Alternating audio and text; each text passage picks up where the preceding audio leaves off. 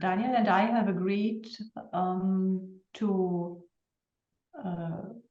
share the responsibility for this presentation, and I will give an introduction into our project, which has been already partly introduced by Astrid Sotter, and Daniel will then continue with the more exciting digital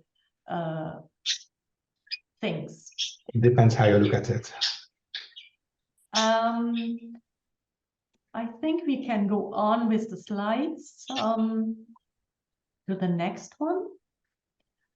And the next, please. So Astrid has already mentioned the name, the full name also of the project. So Dharma is an acronym, and we have already learned from Astrid what it stands for. The three so-called principal investigators, PIs, are Emmanuel Francis, who is also the corresponding principal investigator from CNRS. The second one is Arlo Griffith, who is with the FAO, and I am also one of them. And we do also have shadow PIs, or what we call shadow PIs. These are Florinda de Simini in Naples, and I think she was also introducing her project in this lecture series, and Dominique Goodall in Pondicherry, with whom you are also collaborating in Heidelberg. I think we can go to the next. The Dharma project studies the history of Hinduism in a comparative perspective, focusing on selected regions of South and Southeast Asia in the period from the 6th to the 13th century. So you can see these regions on the slide. This was a time when the Bay of Bengal served as a kind of what we call maritime highway for intense cultural exchange. The resulting process, frequently referred to as Indianization, and marked notably by the spread of Indian religious ideas, of an Indian writing system, or of Indian writing systems, and of Sanskrit, touched large parts of South and Southeast Asia. Next, please. The central theme of the Dharma project is how different forms of agency have shaped the religious landscape of a large part of Asia, or in other words, how a body of religious traditions associated primarily with the ideas of ascetics and with the practices of ascetics became, in the course of time, institutionally rooted by widespread patronage of religious foundations. The project seeks to understand the institutionalization of Hinduism by investigating the roles of various agents, from kings and noblemen to priests, monks, and local communities. Next. Our approach is, as you could already read in the abstract, based on the correlation and contextualization of written evidence from inscriptions on the one hand and manuscripts on the other, as well as material evidence from temples and other kinds of archaeological sites. The study of inscriptional sources and archaeological sites is carried out in 3 regional task forces, and these are visible on the slide. Task Force A is the Tamil-speaking South India. B is called from Deccan to Arakan, and C is dedicated to Southeast Asia. And there's also a 4th transversal Task Force D, which focuses on textual material transmitted in manuscript form. This is at the center of that depiction here. Next, please. Members of the Dharma project are producing editions with translations of texts which have so far remained unpublished and therefore almost untapped by historical research. These include, as you can see at the bottom of this slide, descriptions of religious practices as well as prescriptions that deal both with lay religiosity and with religious life in temples and monasteries. So this is the manuscript side of the project. Next slide will show you more details about the archaeological side of the project. As for the archaeological evidence, we are in an ideal position thanks to the long-term collaboration between French and Asian archaeologists to initiate surveys and contribute the data from excavated sites. The archaeological operations are led by experienced French archaeologists in Bangladesh, Cambodia, and Indonesia. So that is visible on this side. So you have a photograph each from Bangladesh, Cambodia, and Indonesia, and the respective sites. For the large-scale comparative research that we undertake, making as much as possible of South and Southeast Asian inscriptions, which you see on the next slide, on stone and copper plates available in a machine-readable manner through a digital database is a core objective of the Dharma project. So that will be the main topic of today's talk, later presented by Daniel. By highlighting, improving, translating, uniting, and bringing into open access a very substantial corpus of epigraphical data from widely separated areas, we hope to shift the historiography of Hinduism in a broad range of regional contexts. Next slide, please. Work so far has been conducted at the level of task forces, as I've already mentioned. We started from a regional perspective and have proceeded towards a more global perspective on South Asia and Southeast Asia in our latest workshops in Berlin in 2022 and in Pondicherry in 2023. To begin with, I would like to present some of the work going on in Task Force B. So I don't start with Task Force A.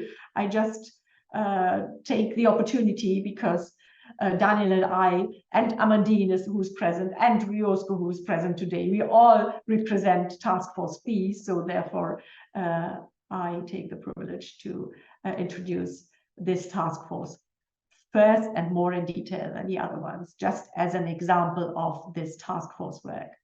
So that is, as you have already seen, called From the Deccan to Arakan, and its main institution, host institution, is Humboldt University, Berlin, which is called in ERC terminology UBA.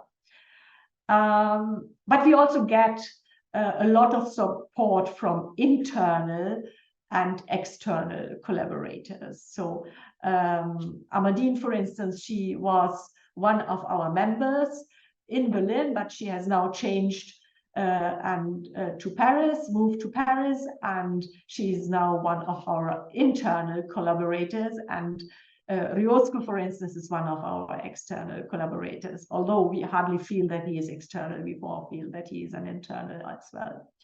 I would also like to mention Naples again, Florinda de Simini as our partner organization within the Dharma project and as the hosting institution of the Shiva Dharma project, which is already known to you.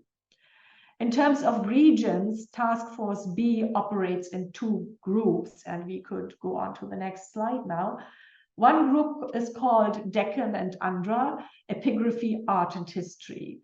From the 6th to the 12th centuries, the Deccan witnesses the emergence and growth of several polities known from numerous epigraphic attestations, kings associating themselves with lineages called Chalukya or Chalukya and Rashtrakuta dominated a vast area in present-day Maharashtra, Karnataka, Telangana, and Andhra Pradesh. Up to the 10th century, religious patronage in most parts of Maharashtra seems to have been dominated by royal endowments in favor of individual Veda-knowing Brahmins, mainly documented in Sanskrit copperplate charters. In contrast, foundations of temples and mattas, as well as plentiful grants in favor of such institutions, occur much earlier already in the southern Deccan, in a west-east political, cultural, linguistic axis ranging from Karnataka to Telangana and Andhra Pradesh. This shift towards an institutionalized Hinduism coincides with a larger involvement of regional and local elites as patrons, and with a more frequent use of the vernacular languages, Kannada and Telugu, as well as of stone as epigraphic medium. The Deccan team will concentrate on the following 6 groups of data, which you already see on the slide, but which I will present a little more in detail in the coming minutes. So we can, I think, shift to the next slide. The inscriptions of the Badami Chalukyas, who sponsored the construction of Vaishnava, Shaiva, and Jaina monuments in northern Karnataka from the 6th to the 8th centuries, at the cultural triangle of Badami, Aihole, and Patatkal in northern Karnataka. So we have estimated the number of their inscriptions as 160. There are longer ones and shorter ones, and 9 of the longer ones have been already encoded by Daniel for our database. So then we can shift to the next corpus, the inscriptions of the Rashtrakutas, who are associated with the development of some of the renowned religious monuments in the Deccan, such as the Ellora caves, which attest to their having supported Hindu traditions as well as Jaina temples and monasteries. So that is also one of the corpora included in our task force B and in this particular subgroup. The next slide, please. The inscriptions of the later Kalyana Chalukyas, whose sponsorship of religious institutions saw inter alia a growth of Shaiva monasticism. So that is the next corpus. My Berlin-based colleague Samana Gururaja is in charge of the Kannada inscriptions of the Kalyana Chalukyas. And in fact, as you can see and read on the slide, this corpus comprises just 10 Sanskrit copperplate charters, but several hundred Kannada stone inscriptions. So she has started with the encoding and will continue in the next month and years. So we can switch over to the next corpus in this group, the inscriptions of the Eastern Chalukyas. And in this regard, I can add to what Astrid has said. Daniel, who is also one of the presenters today, is not only the mastermind behind several guides, the transliteration guide, the encoding guide, which had to be written for the whole project, but he is also working on this particular corpus of the Vengi or Eastern Chalukyas. So the corrected estimate, yesterday corrected by Daniel in conversation with me, is some 150 inscriptions. And he has already encoded 87 out of these 150.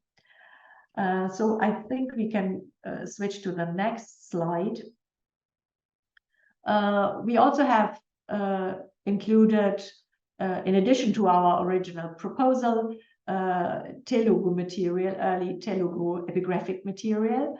And this is being studied and encoded by the PhD candidate Jens Thomas, who is also affiliated to Humboldt University, and he has already encoded some 100 of these relatively short inscriptions, but some of them are also longer, and it's a very difficult material.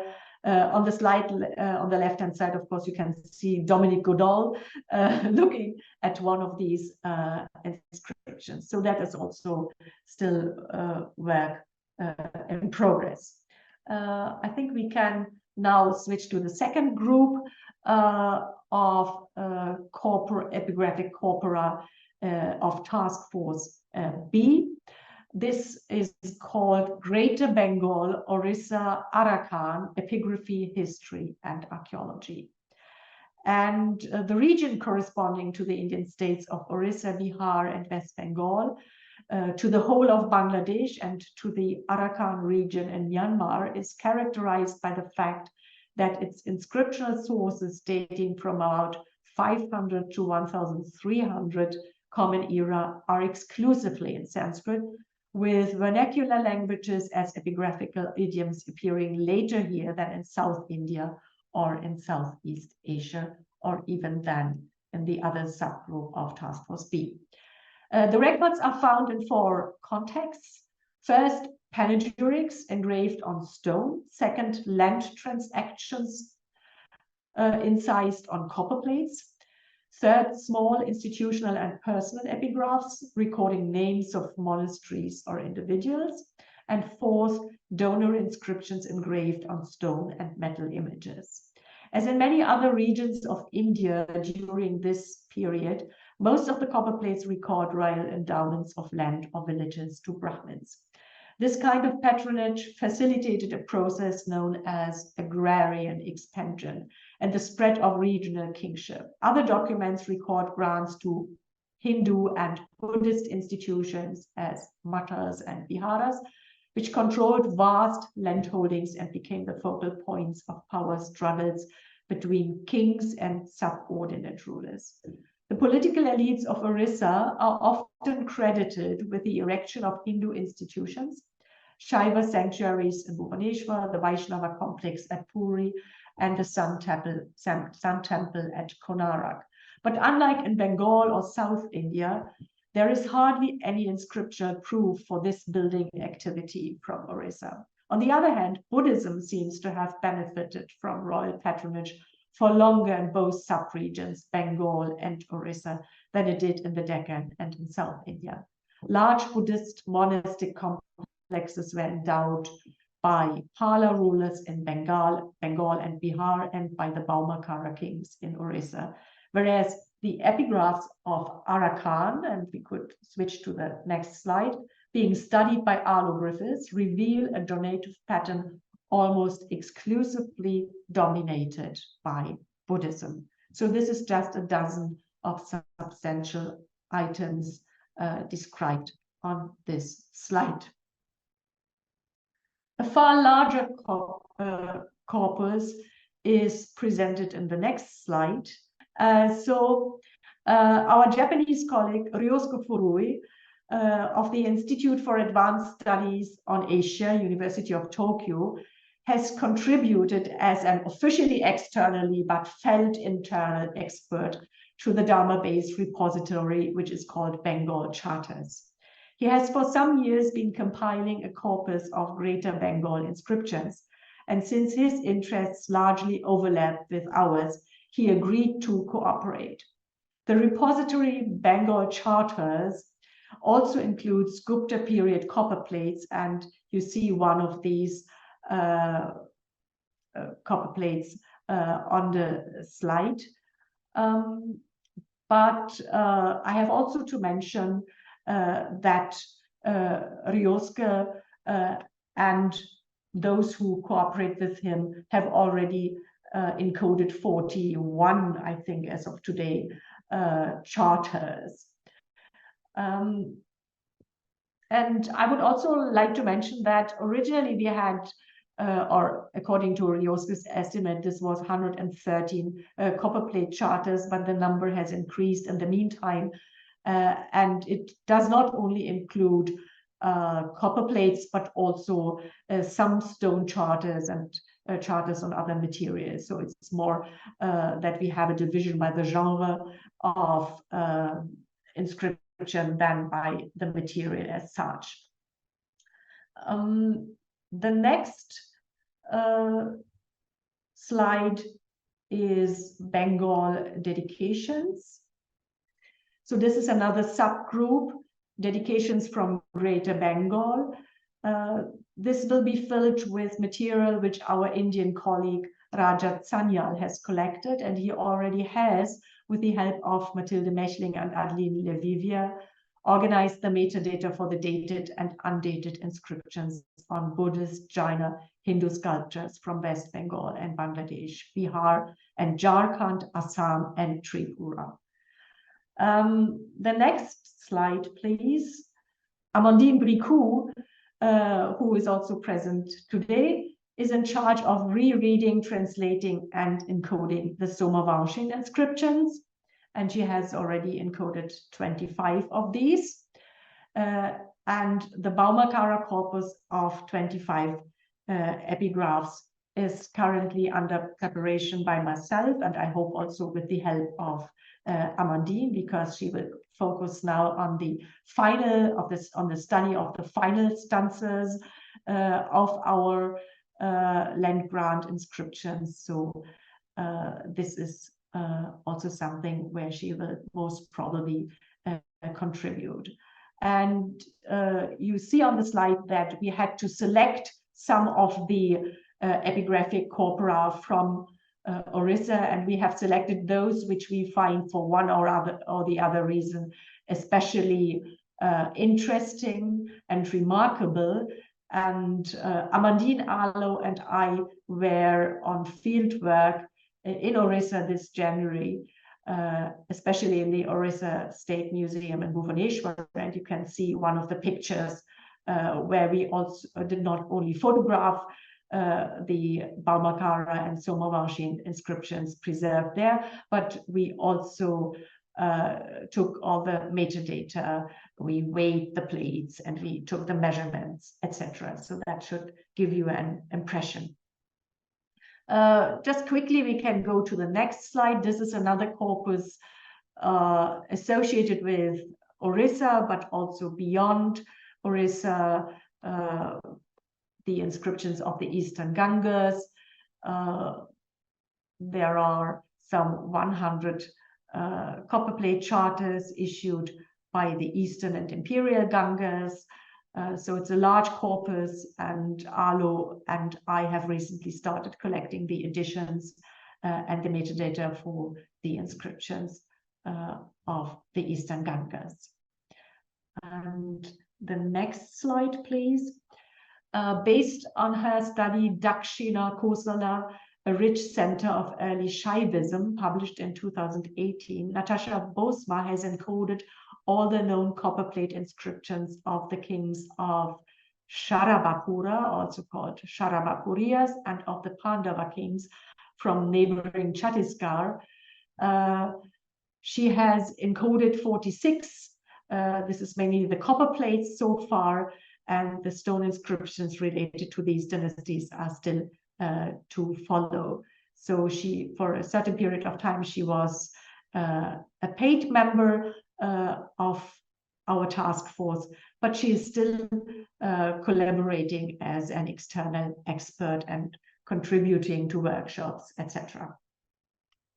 Let us now move forward to Task Force A, the Tamil South, and I'm using here slides provided by the principal investigator, Emmanuel Francis,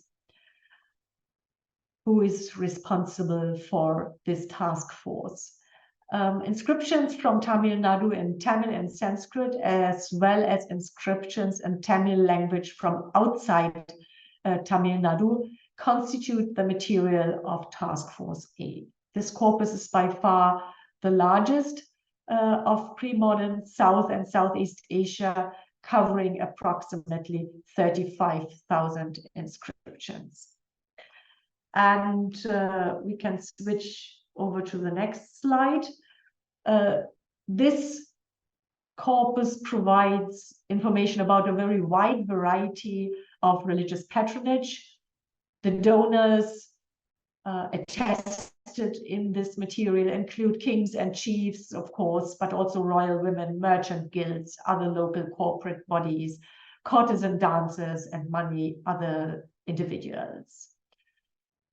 And on the next slide, you can see that given the large extent of the corpus, they have Task Force A, the protagonists of this task force have selected relevant subcorpora defined by different criteria, defined chronologically in terms of dynasty, thematically defined by types of patronage, or topographically, that is, some case studies focusing on specific sites in the long run. And I will just present the following subcorpora that have been chosen for the digital Dharma base under Task Force A. So this is on the next slide, the 500 inscriptions of the Pallavas. You see the dating in the slide, and all those responsible for the encoding. And perhaps I should mention this already now. This is the idea about all this encoding and our digital database, that all the collaborators, all the members of the project should ideally encode their own material themselves. Of course, this will work only to a different extent, but at least the idea is that everybody should be facing encoding and should get practice in that, etc. So Emmanuel has already been very active in encoding here. Some of the inscriptions are also not very long, but he has already encoded 318 items. At least this is what I found in the on the website. The next slide, please. A selection from the Chola period corpus. So 250 have been selected out of 19,000 inscriptions. So just to give an idea again of the vast material we have here. And here, of course, we have made a thematical selection of inscriptions bearing on the patronage of religious institutions. And we can come to the next corpus in this task force A, the inscriptions from Utiramerur. So this will be a case study. And in these inscriptions, the editors and translators hope to read the modes of administrations of a sabha, an assembly of Brahmins who were the recipients of a Brahmadeya and who got increasingly into competition with the temple, the Doni of a Devadana. So that is a case study of a specific locality.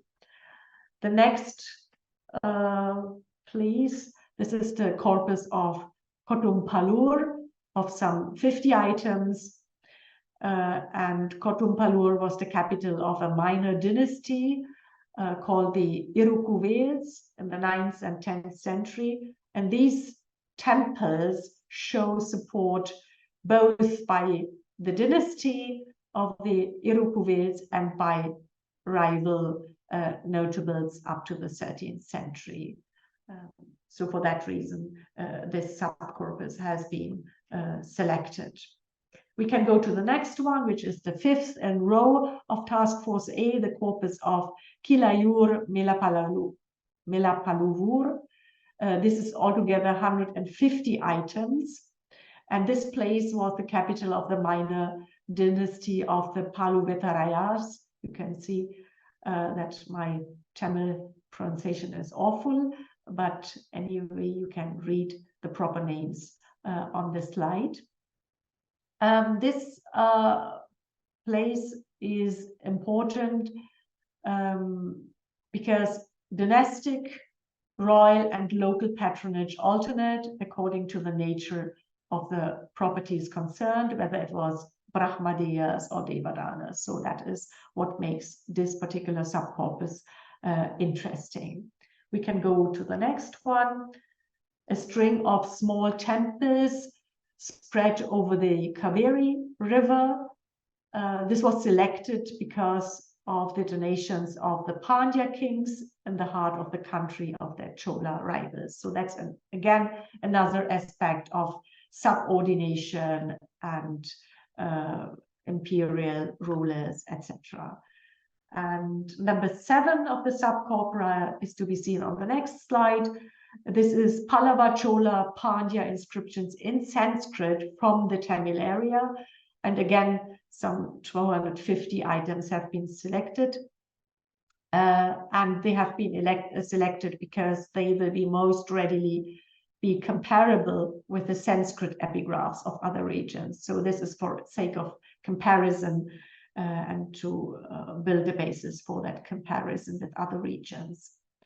And we find another corpus on the next slide. Again, two specific localities have been chosen, and the estimate is of 75 items in total there, and they are associated, these places are associated with a single saint, Champanta, and we hope that the inscriptional material will throw some light upon the institutionalization of the recitation of the Tamil canon of devotional hymns. And last but not least, number 9 is inscriptions from important Jaina sites, which were the seat of ascetic activities and of a lay religious life, and which received donations from ruling families as well as from common people. So these are the 9 subcorpora, quite diverse, from Task Force A. I will, in my last slides, just mention Task Force C. This is a very important task force, Southeast Asia, and they have planned to encode some 2,000 inscriptions. These are the Cambodian inscriptions, the Khmer inscriptions, actually. These are the Champa inscriptions, and Indonesian inscriptions in several subcorpora. And I have to mention here that, for instance, in the database, we have already a large number of Khmer inscriptions. I counted 713 inscriptions encoded by Arlo Griffiths, Chloe Cholet, Kuntea Chom in Angkor, one of our external collaborators, Dominique Godal, Salome Pichon. So that is really, although I will not speak very long about this, but this is really also one of the pillars of this project. And regarding the Champa inscriptions, I should also mention that almost 80 inscriptions have been already encoded by Arlo and Salome Pichon. And one of the Indonesian subcorpora, the Nusantara corpus, also already contains 165 inscriptions. But I think Daniel may say something also about the advances which Southeast Asian epigraphy has already made in the past. And the next slide will just quickly inform you about our Task Force D under Dominique Goudol and Florinda de Simini. So this is the study of prescriptive literature, of courtly literature, and old Javanese poetry. So manuscript-based study and research. And I will finish my part of introduction with the last slide, which shows you a photograph which was taken during or in a break of our last workshop in Pondicherry in January, February, late January, early February this year. And you see a number of our members and also some other participants of the workshop, some of the local staff from Pondicherry visiting one of the sites. And you can see that this ERC Synergy really makes people happy, because everybody is smiling in this photograph. And now we can also look forward to Daniel's presentation of the more interesting stuff on the digital approach. Thanks. Yes, thank you. I'm not all sure that what I'm going to say is any more interesting than what you have been saying. I should say, first of all, I mean, some of you may be under the impression that I am a digital humanities specialist, which I am not. I'm trying to do my best, and I'm interested in the encoding of epigraphic texts, specifically in TEI EpiDoc, which I will speak more about. But I do not really have an understanding of the bigger picture, such as the proper treatment of metadata. So I will say just a few words about these aspects of Project Dharma, but I will not be able to provide you with any serious details about that kind of thing. As a sort of general overview, what we are trying to do in Dharma is, of course, much the same as what everybody else is trying to do these days. And we live in very interesting times when suddenly we have a whole lot of ways in which we can enhance what we know already. But one thing that we must never forget is that what we know already, or what we think we know already, is in fact not always everything that there is to be known. If you go out into either Indian museums or rural India, you often find that inscriptions are being lost as we speak. And I think it's extremely important that as many of us as possible, and as often as possible, we go out and actually start documenting things, because things, valuable. Sorry about the birds. I think they don't like me speaking. I hope you can still hear me.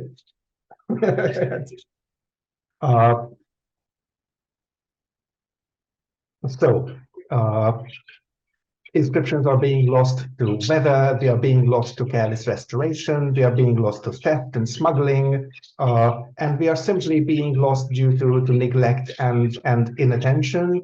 For example, when some inscription gets taken to a museum, and then 100 years ago somebody publishes an article about that inscription saying that it was stored at such and such a museum, but maybe that museum has long been dissolved and its collection has been divided up between 5 other museums without properly documenting where things have gone. And it's very difficult to actually locate the original and go back to it when you want to study it. We have people out in the field trying to locate inscriptions, document their current state in as much detail as possible, and taking stock of where everything is. We're also trying to recover new inscriptions, and of course not only inscriptions, but I'm focused on inscriptions here today, and to create reproductions of existing inscriptions, of known inscriptions, for example, by making new estampages of inscriptions. The project also has seminars and meetings, such as the one during which Annette's last slide was taken and during which the present picture was taken earlier this year in Pondicherry, to discuss and develop our insights. Another reason why we need to go back and revise what we think we know is that very much of what has been published on Indian and India-related Indic epigraphy is either on a not very excellent level, or it's done by great and meticulous scholars who, however, lived quite a long time ago, and on the one hand did not know as much about the historical context of these inscriptions as we know now, and who, on the other hand, had different ideas of what matters or what history as such is. And also, they usually were interested in inscriptions only as text, or primarily as text, and not so much as actual objects which had both a living and lived and a monumental context in which they played an actual role in the society of the times. There's also a lot of epigraphic data available in electronic form, but much of this is basically just a heap of straw in which it's very difficult to find anything. For example, scanned material on archive.org, and even where things have not only been scanned but converted into actual searchable e-text, These have been proofread to varying degrees of efficiency. They use various transliteration methods, and if they use any markup in the text at all, it is not entirely consistent between such corpora. So in Dharma, as in everywhere else where the facilities are there, we try to focus on creating good and accessible data, not only documenting stuff out there, but also making good quality photographs and also other modern representational or visualization technologies, which allow us to sort of see more of an inscription than a two-dimensional photo would allow. We try to not only edit new inscriptions, but also re-edit published inscriptions according to modern standards and with modern insights and background. And we prioritize clean and structured data, as I will talk a little more about, and try to not only publish things, but also to make whatever we publish in such a form that it will be usable to others, perhaps 10 years from now or 20 years from now, who are not familiar with the intricacies of what we have done in the project. We, of course, also put a lot of emphasis on properly disseminating what we do. Naturally, we make or create traditional printed publications, but these are open access publications, which is, of course, a requirement of the funding body, the European Research Council. We have a blog notifying of current events and hopefully reaching a slightly wider audience than the hardcore specialists of the field. Our XML data and other kinds of digital humanities data and the project documentation are available freely on GitHub. And all or most of our data are archived and disseminated via the very big research infrastructure Humanum in France, which provides several platforms or integrated into each other for storing various kinds of data and making them available to users. To other users outside the project. So what we're trying to do basically is to create standards for this kind of work. Now, the difficulty in doing this is that most of us or all of us would also be like to we would like to be doing some actual research. We want to do our thing, and many of us have the feeling that having to fiddle with minutiae and exactly what kind of encoding, that all that is not something that advances my research. It's not something that that I should be doing with my valuable time. And that is a very real problem, and I don't see a solution to that. But we do have to create those standards, and we cannot create those standards without experimenting with them. Standardizing things begins with the idea of transliteration. I will not speak long about transliteration, but there's also a current discussion on the Indology mailing list, which many of you may be members of. Even if talk only about Sanskrit, there are several, or the mostly related or partly related ways of transliterating Sanskrit to Latin script. So conventions are fairly established. We don't need to talk a lot about them because whenever you look at a publication that has some kind of transliterated Sanskrit, you can recognize what is meant by the transliteration. But the problem is that we are dealing with a lot of languages outside Sanskrit, and we're dealing with a lot of different scripts, although all of these are ultimately descended from the Brahmi script, and all of them work according on the basis of the same principles. And we do not have a pre-existing consistent transliteration system that could match all of the languages that we are trying to cover in Dharma. And we do not think it is a good idea to use very different transliteration systems for the different languages within the same corpus. Also, many of the languages, so I mean, Sanskrit is a language that's written extremely phonetically. if you know the pronunciation value of graphy, then you can read out Sanskrit without much difficulty. But this is not the case for some of the languages. For example, for the many of the Southeast Asian languages in the Dharma corpus, where the orthography has much less to do with what is pronounced, and we have to make a decision. The decision we have made is that we transliterate what is written rather than transcribe what was or was probably said in those languages. So the ISO standard does include transliteration schemes for several Southeast Asian languages, modern Southeast Asian languages, which do not necessarily use the same kind of orthography as the pre-modern languages. But the problem is that these are all different. They're not compatible with each other, and they're not compatible with Sanskrit.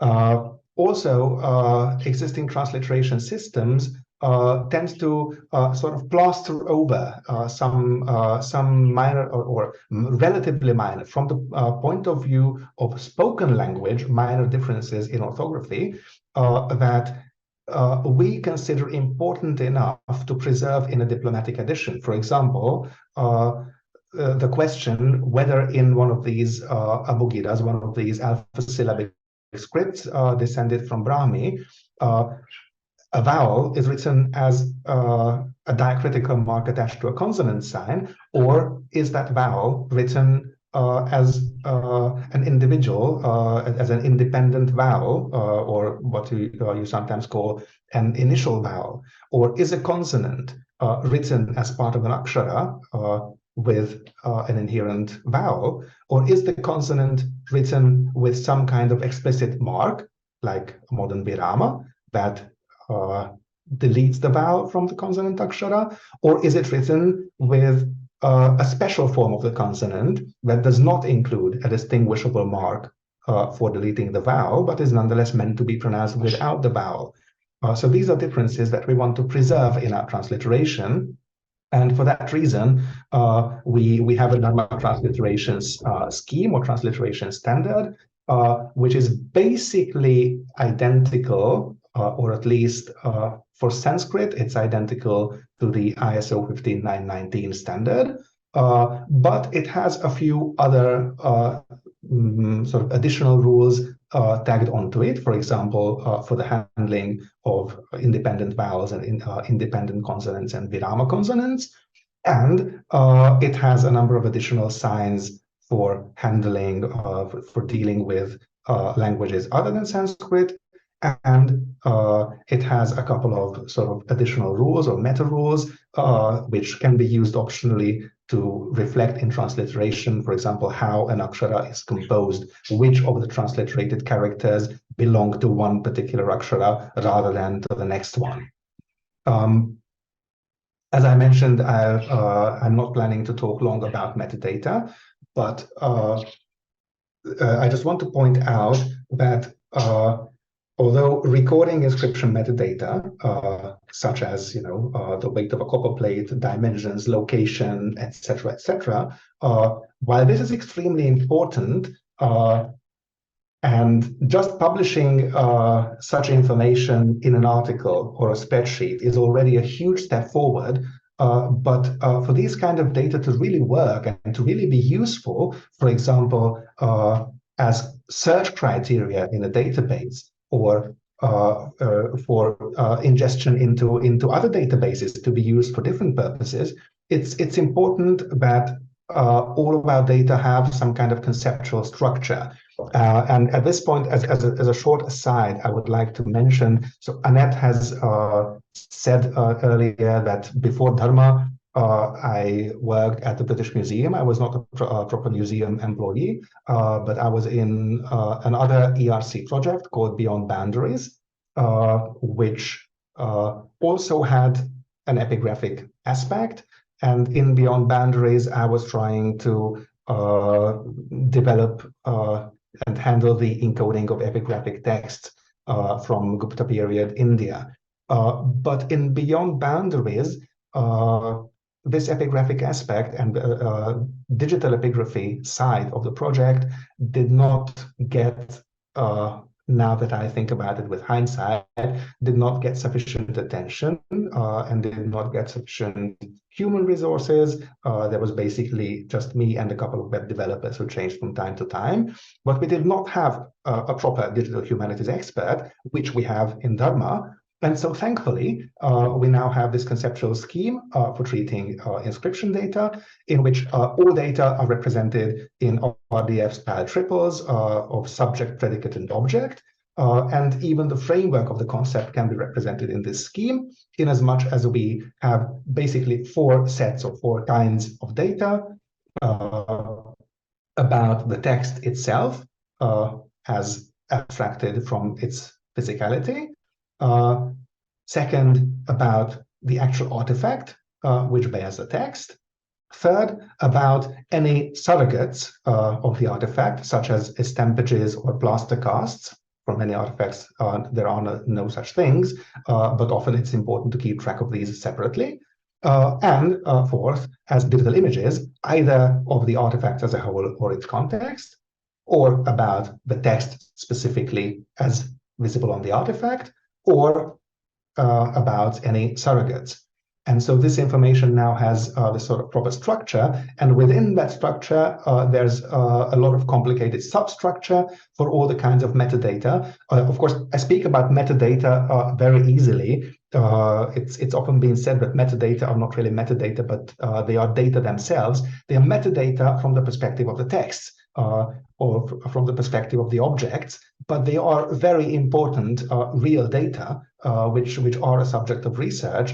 On the right-hand side of the current side, you can see sort of metadata about how these have been managed, who they were recorded by, when they were modified, are there any associated rights that have to be observed. Those would be the actual metadata, and what I call sort of simple metadata are actually data themselves. So we have a structure in which data about texts, artifacts, and surrogates are recorded. The actual recording of these data takes place in spreadsheets, and the spreadsheets are then automatically or semi-automatically imported into a database. And what the slide showed you was the text or the inscription metadata, but we have separate sheets and separate data structure for the actual artifacts, for the surrogates, and even for the digital images associated with them.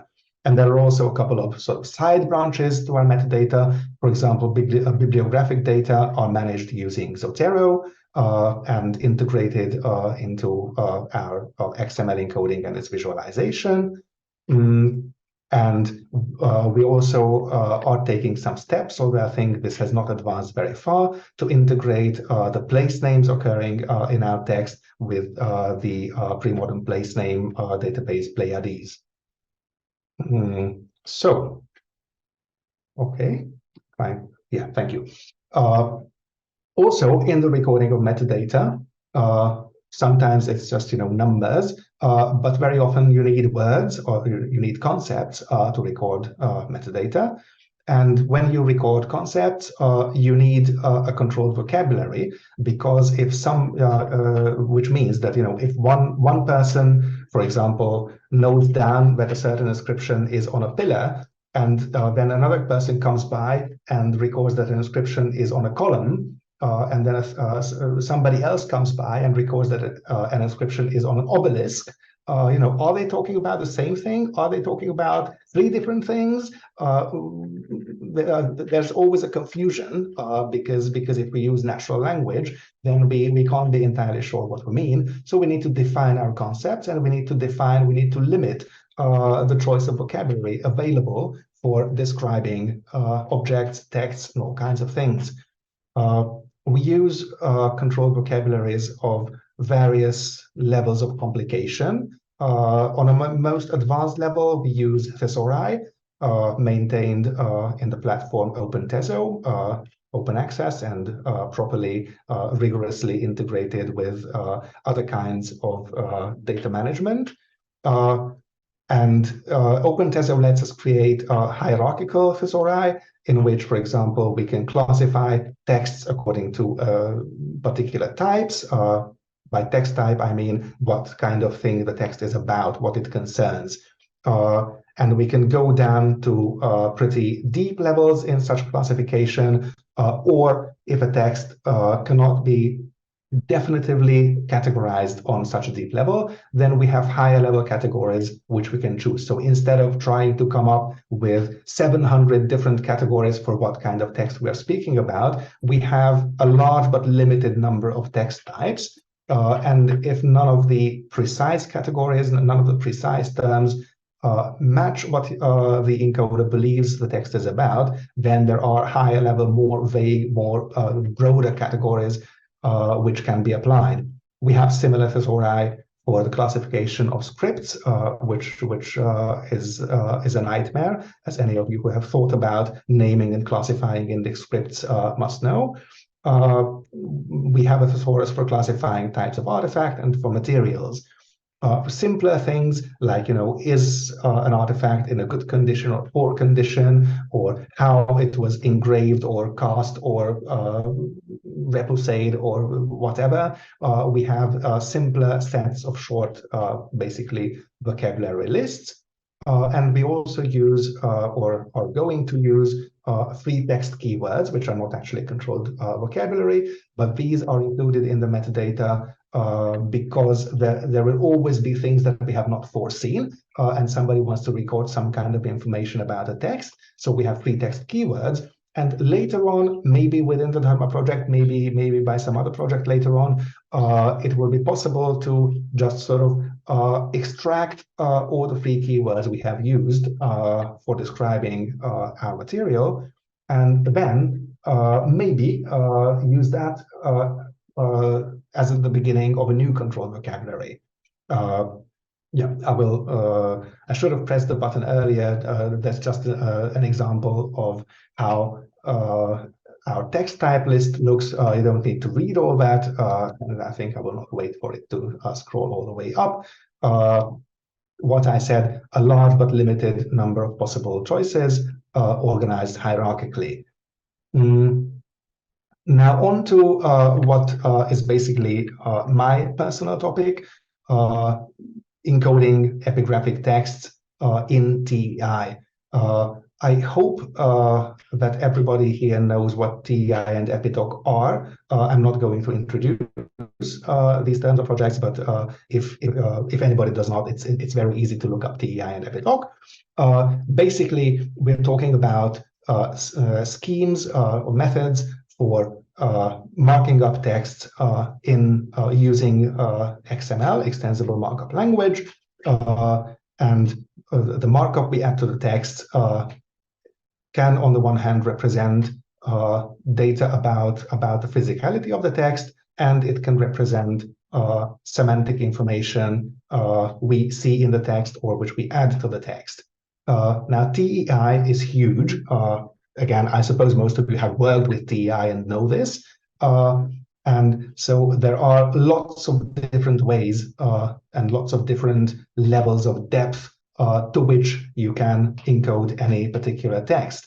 And what we need to do, even while we are actually encoding texts and even while we're actually doing research on those texts, we need to come up with a sort of subset of TEI, a limitation of TEI, a constraint of TEI that we stick to, so that whenever one encoder or another encoder in the project sees some kind of phenomenon in the text, they will know whether to encode it or not and how to encode it from the 3 or 30 different ways in which it could be encoded according to TEI.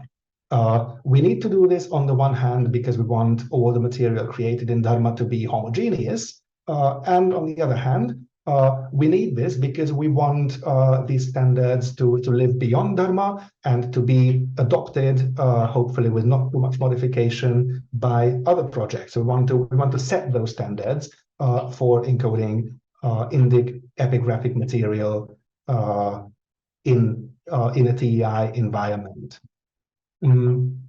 As an example of that, I've brought you some slightly more technical details about how we deal with verse in the original text. A verse comes in stanzas, and according to the TEI view, a stanza is called a line group, an LG element in XML, which contains a number of line elements, L elements. But if you go to the actual text, okay, fair enough. But what do I do with that?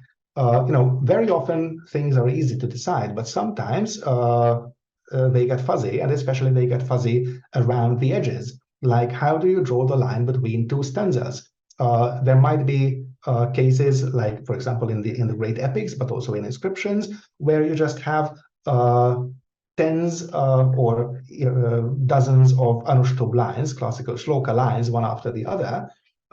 And sometimes a semantic unit is one of these lines, sometimes a semantic unit is 6 of these lines, or a semantic unit could be 11 of those lines. Where do you draw the stanza boundaries? Sometimes you get a text, for example, a prose text, with occasional stanzas of verse inserted into the prose, but sometimes it's just a half stanza and not a proper 4-quartered Sanskrit stanza. Or in Tamil and Javanese and Old Sundanese verse, you get what could be conceived of as stanzas, but do not consist of a fixed number of lines like in Sanskrit. So we need to come up with rules for how stanza boundaries should be determined. Stanzas can be numbered in TEI, and that's a very good idea to number them. Of course, we also number them in printed editions of Indic texts. So we need to agree on a way, how do we number those stanzas? In Dharma, for example, we use consecutive Arabic numbers in the code, but at least at present, if we create a human-readable display from the encoded XML file, then the stanza numbers are shown as a Roman number, but that's very easy to change. That's a display transformation.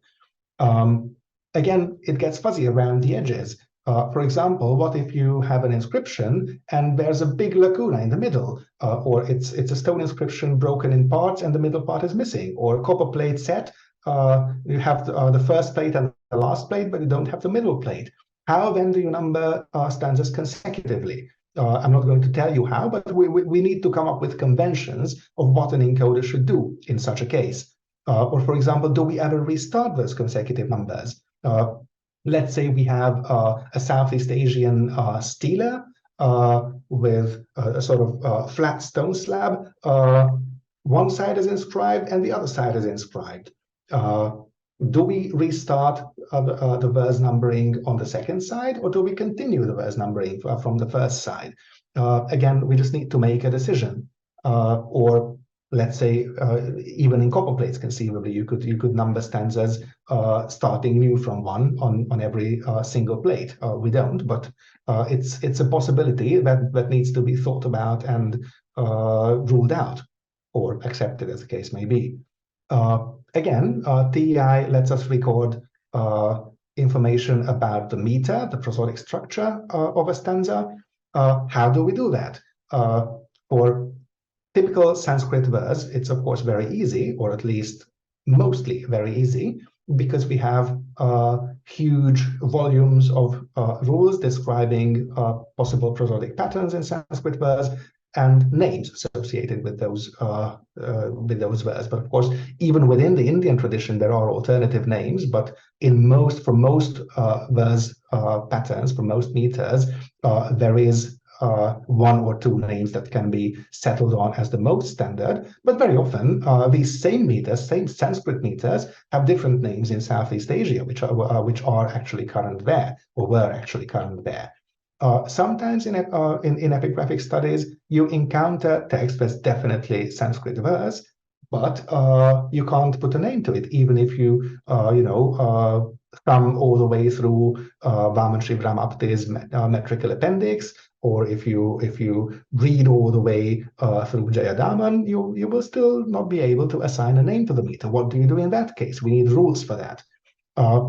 What if you are trying to deal with a badly damaged inscription with lots of lacunae, and or you are pretty sure that this bit of text is verse, but you can't definitively identify the meter? You need rules. Same for lines. How many lines does a stanza consist of? Okay, for Sanskrit, again, it's usually easy, or at least for quatrains, for Varna Vritta, it's easy. It's 4 lines, unless it's 6 or 2. But for example, does an arya or an arya style Ganachandas verse consist of 2 lines with a caesura in each line, or does it consist of 4 lines? You know, in typesetting, sometimes you see it one way, sometimes you see it the other way.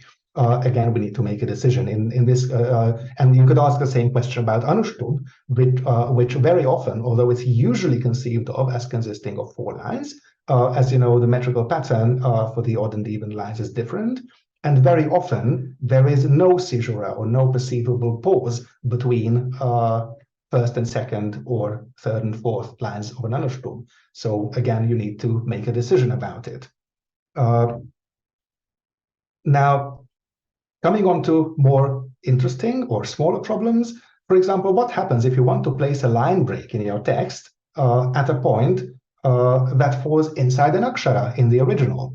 Of course, we are using transliterated texts, so it's easy because you can print, for example, on the stanza that I used as an example in the previous slide, you can just make a line break. Yasya yada bhumis, tasya tada phalam. Okay, fair enough, easy to do in transliteration, but suppose one day we want to automatically display our additions in Devanagari. The auto-conversion routine from Romanized transliteration to Devanagari will not then create what would normally be done in a Devanagari edition, which is what you see on the right.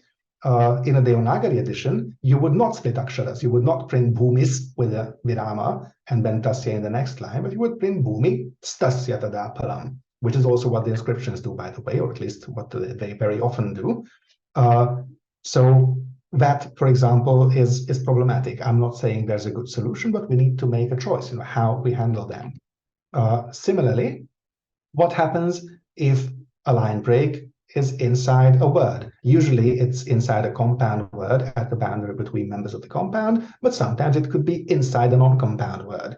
So for example, in the present example, we have both the first and second line of an Anushtub verse and the third and fourth line of an Anushtub verse connected into through a single compound. TI lets us mark up a line as having enjambment, as extending over into the next line. And we have devised a way of using this possibility provided by TI for marking up lines, but the encoder needs to pay attention to it. And also, because we use hyphens actually typed into the text, hard hyphens in the text for compound analysis, we need to pay attention to not using hyphens when the line ends inside a word. The hyphen at the end of the line will be taken care of by the transformation of the XML code into display, but the line, the hyphen representing compound analysis, will have to be put then to the beginning of the next line in our scheme, which I think works pretty well. But again, the point is not what we do, but the fact that we need to think up standards for all these kinds of things. Even more difficult are the rare cases when a line break just goes across a break that also involves vowel sandhi, as you can see in the 2 examples here. And there are no perfect choices to be made in such cases, but we still need to lay down sort of rules of thumb that encoders can follow in general. And the rules of thumb are primarily that the meter must be correct for every single line, and secondarily, that as far as possible, while respecting the meter, we would want at least one of the words broken into 2 in this way to be sort of whole. We don't want both words broken into 2 parts. So for example, in the case of the upper example, the above example, we use karmana nvakari and not karmanan akari, because apart from being perhaps even more unpronounceable than karmana nvakari, it would then break the word anu akari as well as the word karmana. But on the other hand, in the second one, it's Anuja Indra Rajasya and not Anuja Siendra Rajasya for the same reason. But you could argue any other way. The point is, again, we need to come up with some kind of rule to handle these things. Another aspect of encoding is not just representing what is there in the text, but adding value to it, adding information to it. And we do that on a lot of different levels. For example, by segmenting the text, on the one hand, into semantic and metrical passages or units, paragraphs, anonymous blocks, and line groups in TI terminology. And on the other hand, by adding spaces to the text, which is in most cases written as scripto continua, without any spaces in the original. If there is a space in the original, we actually use TI markup to represent that space and do not just add a space to our electronic text. And so editorial, so the spacing, the space characters in our XML files are always editorial, and could, if desired, be automatically converted into markup so that they don't necessarily show up as spaces. For example, if you want to display a diplomatic edition of a text, but we have not done that so far. We also analyze compounds into members, so long as it's not prevented by vowel sandhi, and we use hyphens for this purpose. And this too could be auto-converted into code, so long as we do not use hyphens for any other purpose, such as the case I mentioned in the previous slide, where, let's say, a verse line is extended into the next line, and you have to be careful not to put a hyphen at the end of the first line. Yeah, so that's one way in which we add stuff, add information to our texts. Another way we add information to it, or several other ways in which we add information to it, is, for example, we encode what language a text is in, or if it's a multilingual text, then what language any particular part is in. We also have a way for encoding script, again, not only for the whole of the edition, but in multi-script inscriptions for any particular section of the inscription. We do this using thesauri, to which the XML files refer by these weird numbers you can see in this slide. And these are identification numbers integrated into OpenTeso. So they are in the displayed inscription. It's possible to call down the name, the term of that class and that maturity of script, and the definition. Another way in which information can be added to an inscription is, for example, handling numeral characters. On the one hand, we sort of add semantic information to the encoding by encoding numerals as a TI element num and stating the value of the number stated written in there. And on the other hand, we use encoding, which I will not talk about, but if you're interested, you can see I've written sort of old-style numbers, Brahmi characters for 100, 20, and 3, standing for the number 123, which would normally be printed in a paper edition as 123.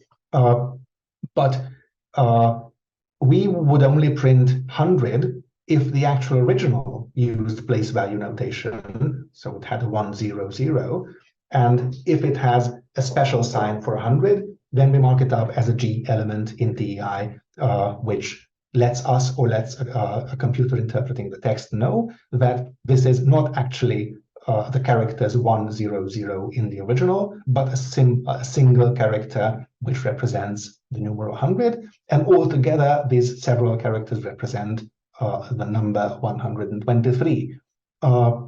And there's, of course, lots of other ways in which you can add information to a text. And we are only beginning to sort of scratch the surface of all these other ways, which are very exciting and great for the future, but we need to stick more to the basics.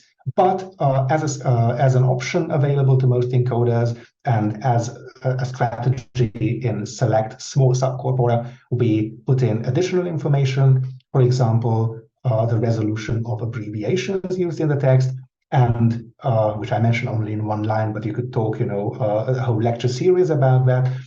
tagging personal names, geographical names, roles played by people in an inscription, measures of commodities mentioned in an inscription, lots and lots of kinds of semantic information, which could all be added to the encoding. I need to conclude, I think, very quickly, so I will not go into any more detail, but what I have been trying to get at throughout the part when I've been speaking is that we need to sort of find the right level of how much encoding is feasible to carry out, so that we also have time left for actual research. But how much encoding is sufficient for us and for others to do that kind of research work. There's all kinds of complexities which would be possible to mark up, but you would need a dedicated team to spend a couple of weeks devising the markup. And then, I mean, already I think our encoding guide is well over 100 pages. And now, if we wanted to add all kinds of special cases of encoding, that could very easily be doubled. So I'm not going anymore into the kinds of things where we have tried to experiment with encoding more or less detail, and we are not yet sure how much detail we actually want to encode in all of our text. But the important thing is that we are trying out various ways, various levels of granularity, and hopefully, for at least most phenomena, we will come up with something that is workable. No details on that. And I think these were my concluding thoughts, and I would like to pass the mic back to Annette to add her own sort of last bits to the event. Thanks, Daniel. So I would like to just say a few words about concluding remarks.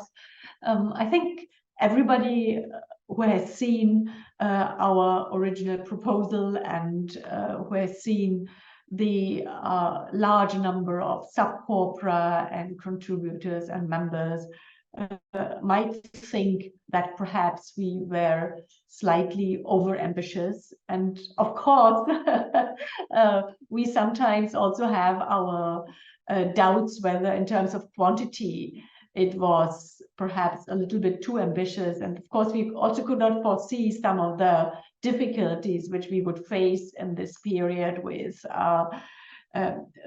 some fieldwork which had to be postponed because for external reasons, etc. And there is one more thing. Daniel has just mentioned that these guides, especially the encoding guide, is a rather large document right now. And probably not each and everybody of us simple encoders and researchers will use all the rules all the time, but there are some basic rules, and we know our texts much better, and we know which rules we also always have to follow, and there are specific cases which we can do research later on. But regardless of the fact whether perhaps we might not be able to encode all what we had promised to encode in this period of time, although we have already got a little extension and we will perhaps get more extension of the time. So still, I think it's very important that we have tried to create and establish, and especially Daniel and Arlo and others, standards, conventions, made decisions.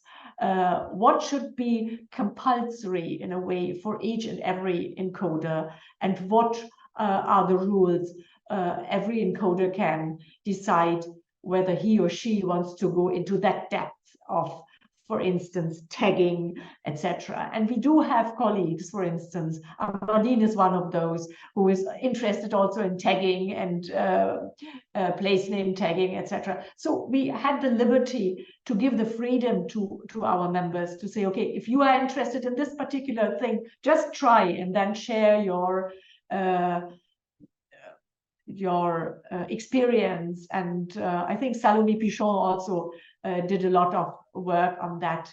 So this is a good way, on the one hand, to have certain rules which have to be followed by each and everyone, also regarding the controlled vocabulary, etc. Because only if we follow such rules, then it will be, in the ideal case, machine readable in the end, and it will be possible to really also do statistic research, etc.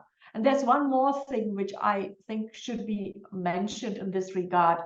I think it's very good that we have so many people involved. Of course, not each and everybody is active to the same extent, and this is also quite clear because some of our members, team members, are paid 100% by the project, and others 20% or whatever, and contributions are diverse.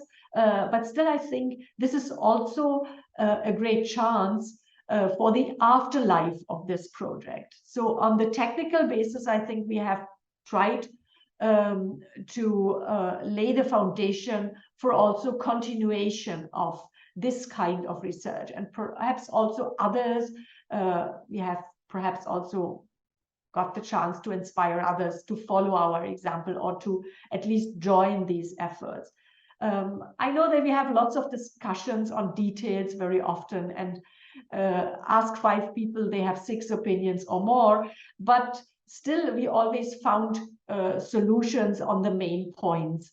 And I think many of us are willing also to continue this kind of work in their institutions, even after the end of the Dharma project. And I think this is one of the major points, that by all these observations and decisions taking, etc., by all these standards, conventions, guides, we have laid the basis. And also on the technical side, with the database, etc., and with the background in France by Humanum, etc. So I think the continuation is possible of projects which are focusing on similar aspects, or just continuing this. And as I said in